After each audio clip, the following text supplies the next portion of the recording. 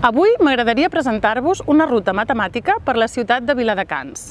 Consta de 10 reptes, cadascun vinculats a diferents branques de les matemàtiques. Per tant, ens permet treballar els volums, la probabilitat, el flux d'un fluid, vectors, moltes i moltes coses en realitat in situ dins de la ciutat amb objectes reals. Per tant, contextualitzem el coneixement i veiem les matemàtiques molt més aplicades.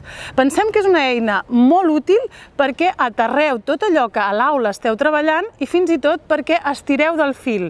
Els nostres reptes us proposen una sèrie de preguntes que l'alumnat pot respondre a l'aplicació o podeu comentar en conjunt. Però a part d'aquests reptes, vosaltres podeu treballar tot un conjunt de temes que envolten el repte. Per tant, els canvis d'unitats, les multiplicacions, les divisions, són coses que apareixeran de forma natural totalment contextualitzades. Us animem a que feu la ruta dels 10 reptes matemàtics de Viladecans. Aquesta ruta amb 10 reptes matemàtics té una web on podeu trobar tot el recorregut, però si esteu in situ encara ho teniu més fàcil perquè hi ha uns codis QR que a través del mòbil els podem escanejar i ens portaran a la pròpia prova. Un cop heu entrat al repte en concret que esteu intentant resoldre, veureu que teniu diferents passos. Hi ha una descripció del repte. Aquí ens explica ens contextualitza de què anirà el repte. Comencem. Aquí ens planteja el problema, què és el que haurem de fer, i si el llegim, doncs sabrem que hem de calcular uns angles. Cientifica't i resol. Tercer pas. En aquest cas, ens proposen que intentem resoldre els reptes que ens han dit. I si comencem, veurem que tenim diferents opcions. Ens fan la pregunta i ens donen 3 opcions. Quina és la correcta? Quan mesuren els 8 angles interiors d'aquest octògon? Doncs 30 graus, 60 graus, 135 graus. Tenim una segona pregunta que també podríem respondre. Quan mesuren cadascun dels 8 angles centrals que els dibuixaríem si uníssim els vèrtexs 2 a 2 passant pel centre de l'octògon? Un cop hem respost, finalitza. Podem enviar les respostes i accedir amb un nom i adreça de correu electrònic. Però si tenim dubtes o no ho hem entès, sempre podem clicar als interrogants que ens apareixen i ens explicaran tot el contingut amb les respostes i alguna curiositat més. Ens trobem davant del primer repte, la prova número 1, i és aquest semàfor.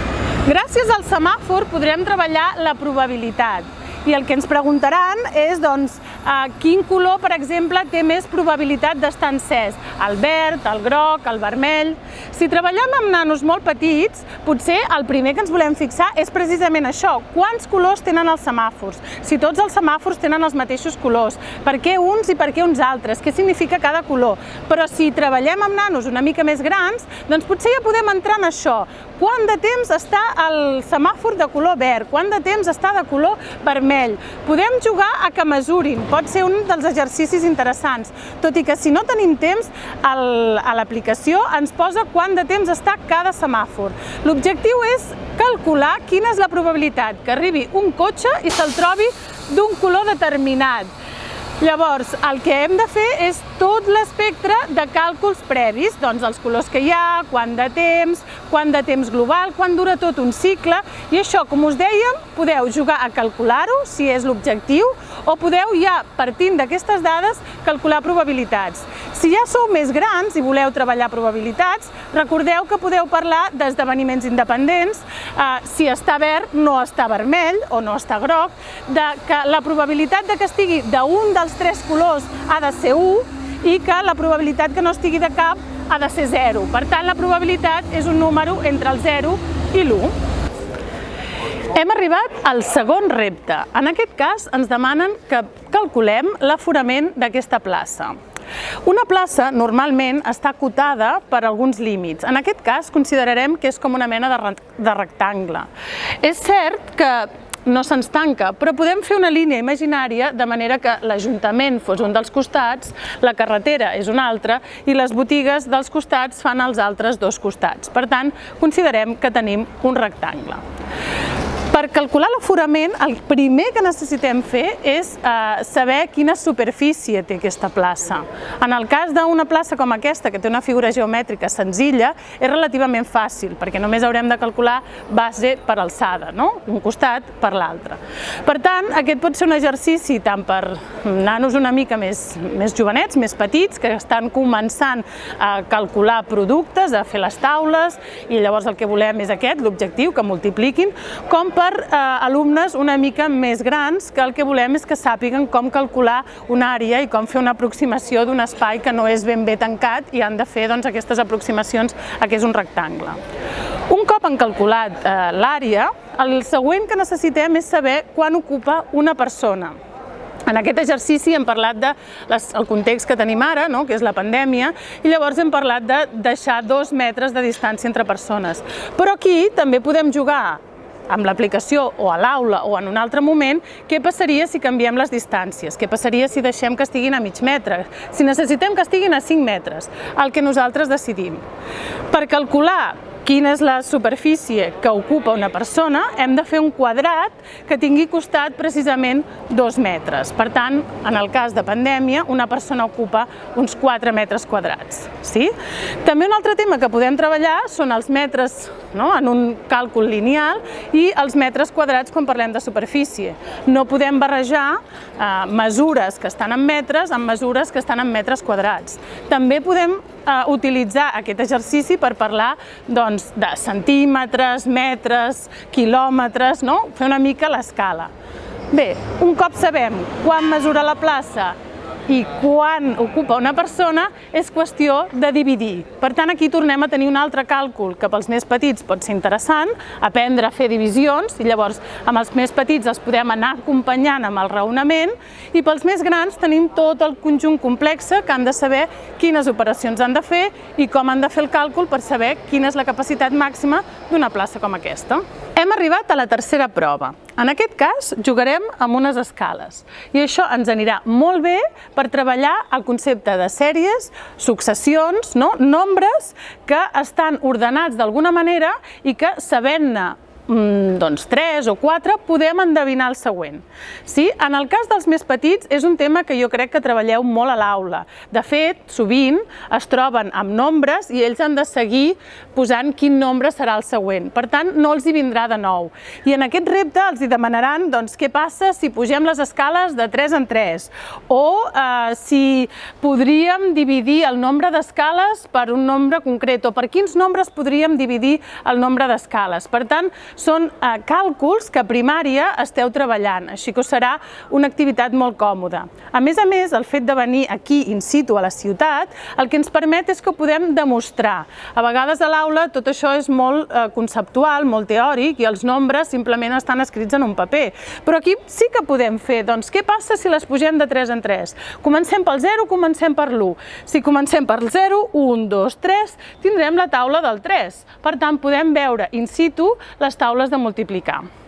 Si treballem amb alumnat una mica més gran, penseu que podem treballar ja amb paraules una mica més específiques i parlar de progressions aritmètiques o geomètriques. Podem parlar que una progressió aritmètica hi ha una diferència que se'ns va sumant. Fins i tot podem posar com el terme general de com s'expressaria això.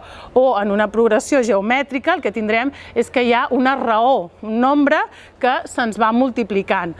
Tots aquests conceptes de sèries i successions, el millor lloc per treballar-lo són les escales. Hem arribat a la quarta prova. Jo diria que aquesta és una de les proves que molts professors i professores heu volgut tenir in situ, perquè sobretot a secundària treballem molt la trigonometria, però la trigonometria en un full de paper bidimensional acostuma a ser una mica costós d'explicar, però és que aquí tenim trigonometria tridimensional, perquè el que volem, el que ens proposa aquest repte, és calcular l'alçada d'aquest fanal. Com ho farem? Doncs, si és un dia amb sol, avui no hem sigut tan afortunats, el que veurem és que es projecta una ombra. Llavors, amb l'ajuda d'un llapis, podem generar un triangle semblant. L'alçada del llapis la coneixem. L'ombra que projecta el llapis ens donarà els dos catets d'un triangle rectangle. Llavors, com que són triangles semblants, només necessitarem la dada de l'ombra del fanal per poder calcular l'alçada. Això és pels més grans, evidentment, però els més petits també poden jugar a calcular l'alçada d'aquest fanal, o si com avui succeeix, no hi ha sol. Llavors treballarem les aproximacions i la sort que tenim, de fet, amb els colors ja tenim una pista, però si no, ens podem fixar en un edifici proper. L'edifici més proper és aquest que tenim al darrere, que afortunadament està format per unes rajoles que tenen una mesura de 40 centímetres. L'alumnat els pot mesurar o, si no, a l'aplicació aquesta dada també se us dona. Hauríem de comptar quantes n'hi ha i veure que hi ha un petit altell. El fanal arriba just a l'alçada de l'altell. Per tant, és qüestió de calcular quantes rajoles hi ha i multiplicar pels centímetres de cada rajola. En aquest cas, podeu tornar a treballar els productes perquè heu de multiplicar, podeu tornar a treballar les unitats i podeu treballar aquest concepte tan maco que és l'aproximació. A vegades pensem, que les matemàtiques són exactes, i ho són, però quan hi ha càlculs una mica més complexes i apareixen les ciències com la física o l'enginyeria, a vegades hem de fer estimacions, fer aproximadament deu ser. Després podem calcular o investigar si aquesta aproximació és certa. Nosaltres vam preguntar a l'Ajuntament i la dada final de l'alçada del fanal és correcta, així que a veure si l'encerteu. Hem arribat al repte número 5, els poliedres de la gàbia, però abans d'arribar a aquesta gàbia, de la gàbia del Parc dels Ocellets, veureu que si entreu pel carrer del Sol hi ha unes jardineres que també són poliedres. De fet, podem veure poliedres per tot arreu. I la gràcia, sobretot en unes etapes inicials, és precisament aquesta, identificar quins poliedres veiem en el nostre entorn. Si ens fixem exactament a la gàbia, veurem que no n'hi ha un, sinó que n'hi ha molts. De fet, a les jardineres sí que veiem que era un cub, o potser si ens fixem en una paperera podem dir que és un cilindre, sí? Però aquí la gàbia és una mica més complexa. Llavors, part del que busquem és això, ser capaços de fraccionar amb diferents poliedres aquesta gàbia. Veurem que hi ha coses que s'assemblen amb això, que s'assemblen a una piràmide. Però les piràmides n'hi ha de molts tipus, dependrà de la base. Per tant, el primer que haurem de fer és, si aquí hi ha una piràmide, quin tipus de base té? Si té una base que és com un quadrat, sembla que no. Si hi ha una base que té més costats, que en té 8, que és un octògon, doncs potser serà una piràmide octogonal. Però no és l'única figura geomètrica que veiem aquí a la gàbia. De fet, tenim piràmides truncades, és a dir, que estan tallades, escapçades. Doncs també ens serveix per veure aquest tipus de figures i per veure que aquestes tenen unes bases diferents, perquè una és més petita i l'altra és més gran. O també trobem figures com aquesta, que són prismes. Per tant, amb els més petits potser ens podem quedar amb aquest nivell, identificar les figures geomètriques que observem a la gàbia. Ara, si estem treballant amb ESO o batxillerat, voldrem anar una mica més enllà. Voldrem calcular quins són els volums d'aquestes figures geomètriques. Doncs, quin és el volum d'un prisma, quin és el volum d'una piràmide, què li passa amb una piràmide truncada? Doncs que haurem de tenir en compte que hi ha dos tipus de bases, la base gran i la base petita. Podrem calcular, com que tenim bases octogonals, què és l'apotema. Per tant, ens servirà per fer molts càlculs i molta feina de geometria. Sense moure'ns del jardí, hem arribat al repte número 6. I la veritat és que ens podem considerar molt afortunats de que Viladecans sigui una ciutat Tant geomètrica i matemàtica, perquè mireu les jardineres d'aquests arbres, són octògons, així que aquests octògons ens permetran parlar d'angles. També ho podríem fer amb circumferències, però en aquest cas el fet de tenir aquesta figura geomètrica ens ajudarà molt a entendre el concepte d'angle. Si algú vol dibuixar una circumferència, podria anar unint amb els vèrtexs i fer la circumferència exterior d'aquest octògon. És una opció. Però si no, el que nosaltres us plantegem és calcular els angles interiors i centrals d'aquest octògon. L'angle central serà exactament el del centre, el del mig. Per tant, si ens imaginéssim això gairebé com una pizza, no? I féssim talls, trobaríem uns triangles. Doncs, quin és l'angle de la punxeta del triangle de dins? Aquest seria quin és l'angle central. Però potser també ens pot interessar saber quin és l'angle interior, aquest d'aquí, sí? L'angle que ens fa als costats de l'octògon.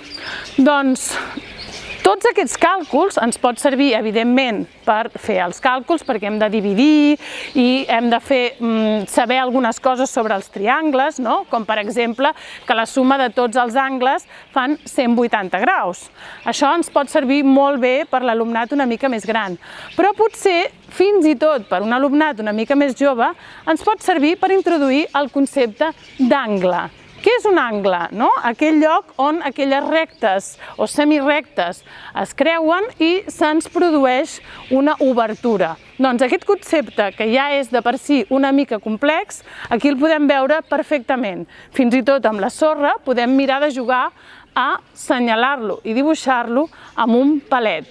Així que tenim unes jardineres estupendes per seguir treballant un concepte com són els angles. Hem arribat al repte número 7.